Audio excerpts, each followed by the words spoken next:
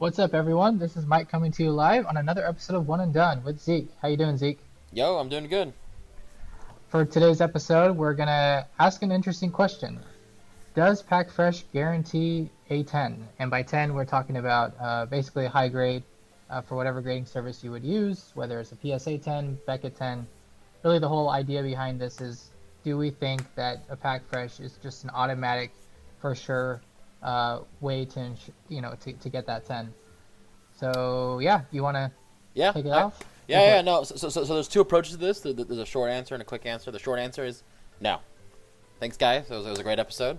Um, but no, no, no. So the long answer is so Pack Fresh has the highest chances of being able to obtain a grade 10 card through your preferred grading company.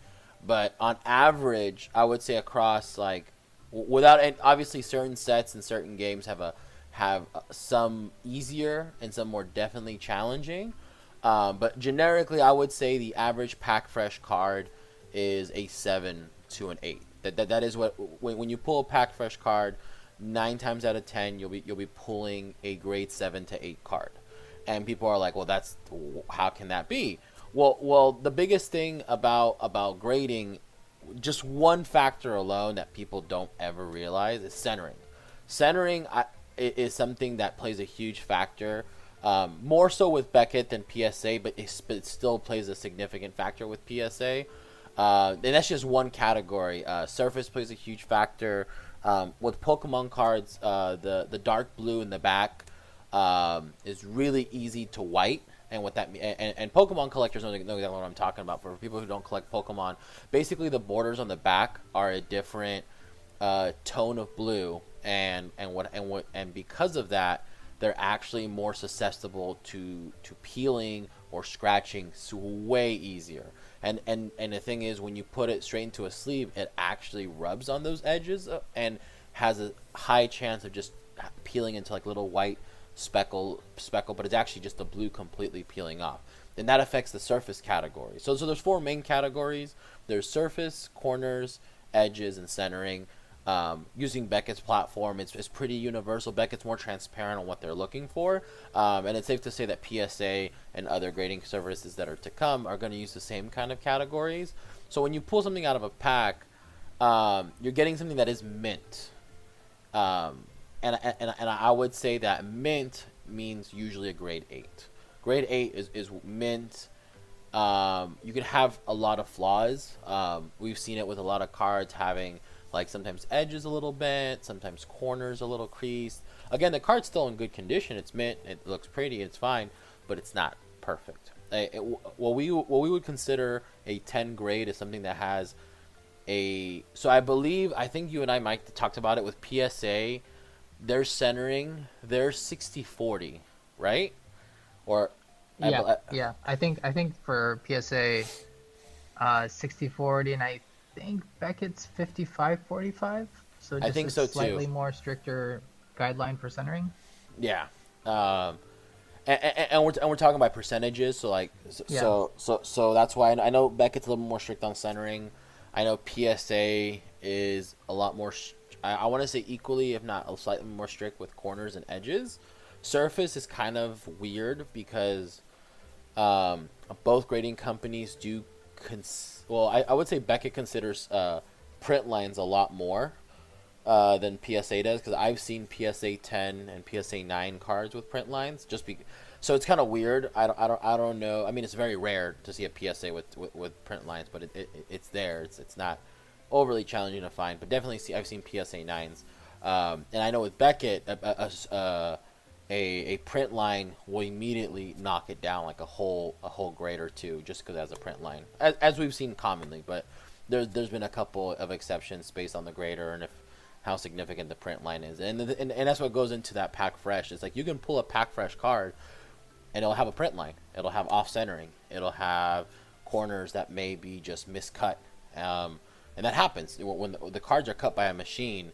And the thing is, it's a blade that's cutting it, so if it doesn't get a clean cut, the blade starts to dull or through the day. Things like that. Like that affects the quality of the cuts. I mean, sometimes things move a little bit. I have miscuts, miscentering. So that's where a lot of that pack like pack fresh doesn't guarantee that all those conditions. And when we look at a 10, we're looking at something that is pristine, perfect. Like this is what the the stock image turned into a card is. Like this is like identical to what the stock image of what the card's supposed to be. Um, so I always think that when people say pack fresh, definitely means mint. Mint is going to be the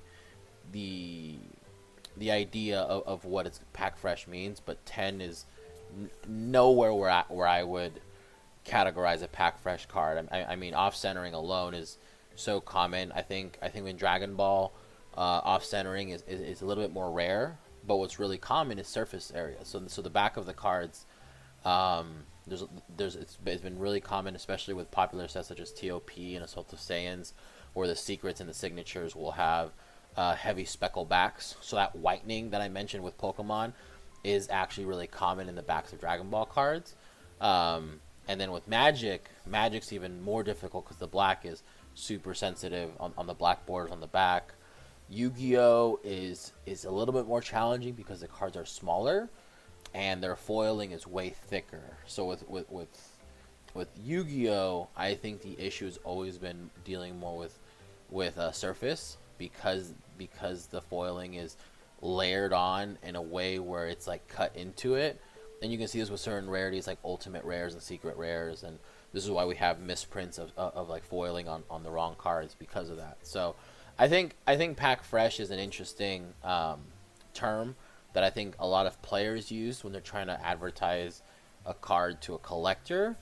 But to a collector, pack fresh means like to collector. It's not even like brought up. I feel like. How do you feel about the term pack fresh? Yeah, I think like the way that I look at a card being pulled is you can kind of split it into two groups or like two phases. There's the phase which is the process originating all the way from the factory producing the card to it getting into your hand as a sealed product. And and within that range, you're going to have a lot of variables in play. Was it produced the right way by the factory? Like you said, was it cut the right way by the factory? When they put them all together and stack them into a pack, was it manufactured the right way? When they put them all in the box, was it done the right way? When it's shipped over to the receiver, is it done the right way? When it ultimately lands in the store owner's hands and he puts it there for sale, is it done the right way? If it's something that you get in the mail, is it packaged the right way so that when it gets to your house, it doesn't have any damage from shipping?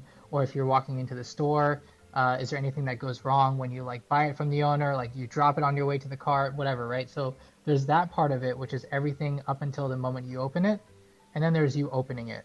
And then there's a lot of variables there too, right? Do you open it in a way that may cause damage to the card while you're pulling it out, or while you're holding the pack before you open it? Maybe you're like shaking a lot or something. I don't know. It causes problems with the card. So there's a lot of those things, right? And if you pull it out, is there any issues during that process? So that part of it, right, where you think about everything that happens before it gets into your hands and then everything that happens after it gets in your hands. Um, there are aspects that really are not in your control, and that's really everything before it gets into your hands. Ultimately, once it's in your hands, it's on you to make sure you do everything the right way.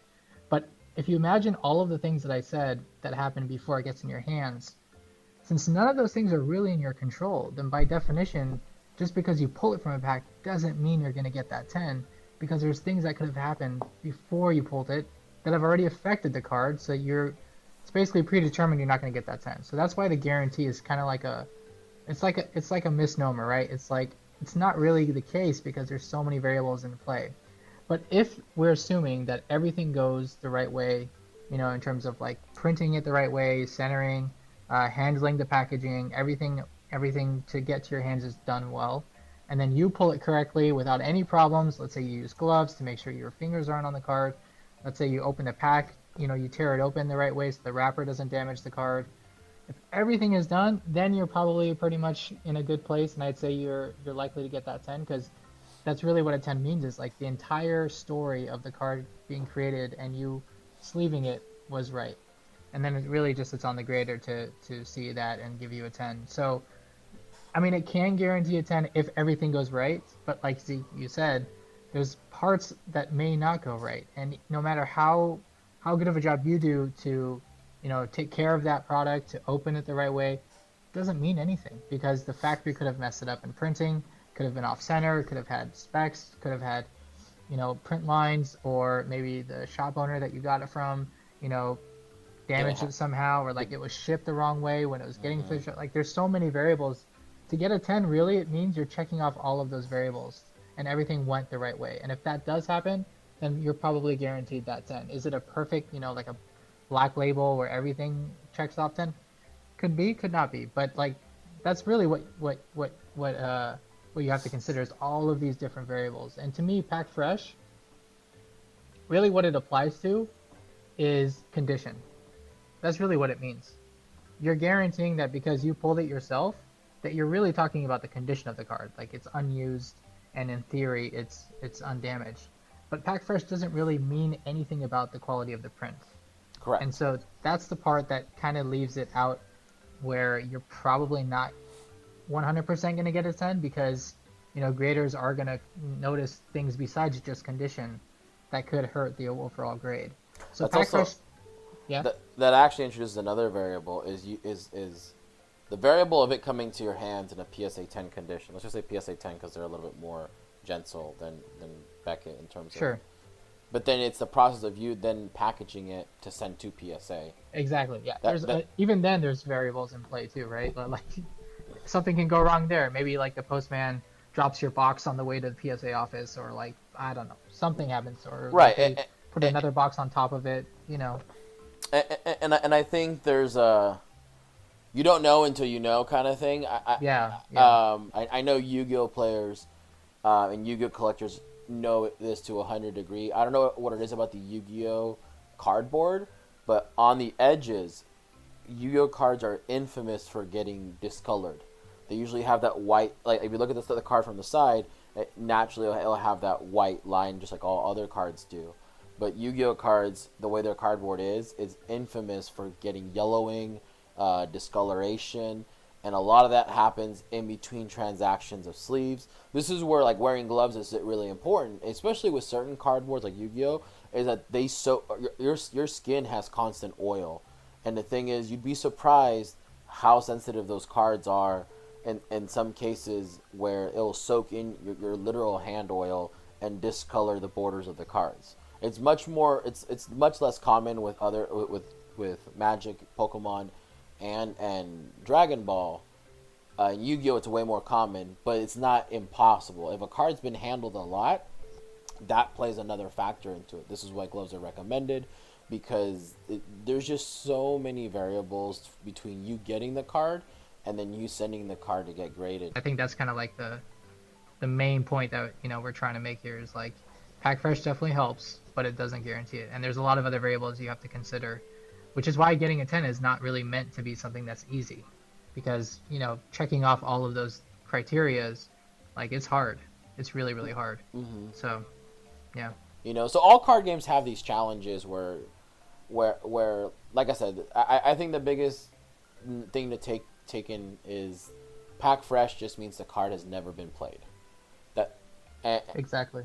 Yeah, but to mean that it gets you a 10 all yeah, the time, yeah, no, definitely not. not at all. But I think it's good for people to know that. I think the expectation just needs to be understood, because players just think a 10 is an unplayed card when they, like I've had this conversation when I'm buying things and people are like, oh, it's pack fresh, and I pull it out of the sleeve that they're coming to trade it in or sell it to me, and I'm like, well, the scratches here, there's speckles here, the centering's off, and I'm speaking like Japanese to them, and they have no clue like why or how, and I'm just like this is what you're trying to sell me. I understand that it's pack fresh, I believe you, but you're trying to sell me on the idea that this card is a good candidate for a grade when there's you and I have been doing this for years, Mike, and it's definitely like not the case. Pack fresh just helps us kind of narrow down purchases, but that's about it.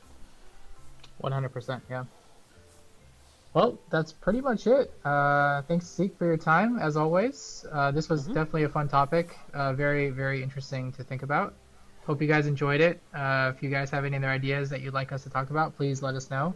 And we'll do it. See you guys.